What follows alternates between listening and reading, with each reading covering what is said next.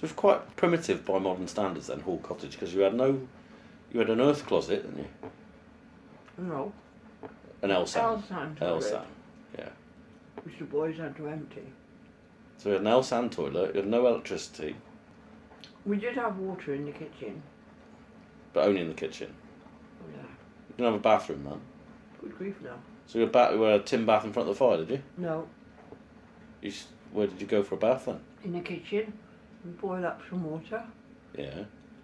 And you'd have some water in a bowl in the sink to wash your face and your top half. And then you'd put your bowl on the floor. Well, not for me, because you were too little. Well, you had to stand in the bowl and then wash your bottom half. So you didn't even have a tin bath? No. I don't think Mother liked tin baths. Your mother was brought up with a bathroom. Yeah. So it must have been quite a culture shock for her then to move to Bodenham and not have... Well, when Mum got married, she lived in a house called the Weir House, which lived right down on the river, by the river. Mm. And that had a bathroom.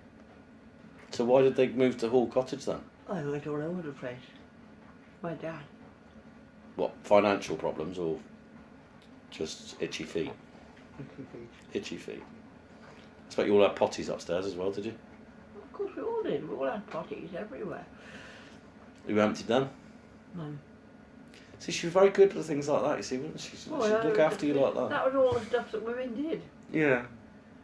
If you really wanted to know, she'd go upstairs with a bucket, with a cloth in the bucket, with some disinfectant in the bucket. And she would empty the potty into another bucket and then clean the potty out with the cloth that was wrung out in the detergent. Not detergent, the... Disinfectant. And wipe all the potties. So where was your L-sand then? That was outside, was it? No, off the kitchen. At the end of the kitchen. Oh, lovely and hygienic. In a separate room. Yeah. Separate little tiny room at the end of the kitchen. Not a very tiny room, like quite small.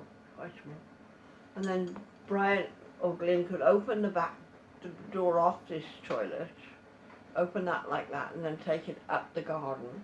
And they would already have dug a big hole between them. You'd have loved it. Dug a great big hole, and then they'd tip it in, and then they'd cover it all up with earth all the time. But of course, we weren't allowed to go and watch, because it would have been very rude. Very rude. How often did they have to do that then? 6 weeks. 6 or 8 What, weeks. empty it out every 6 weeks? Yeah. Don't be silly, they must have done more often than that. Well, no, because we were at school, you see. At school we just had toilets. Well, the girls' toilets, I know what they were like. You don't know what the girls' toilets were like? What were you doing in the boys' toilets then?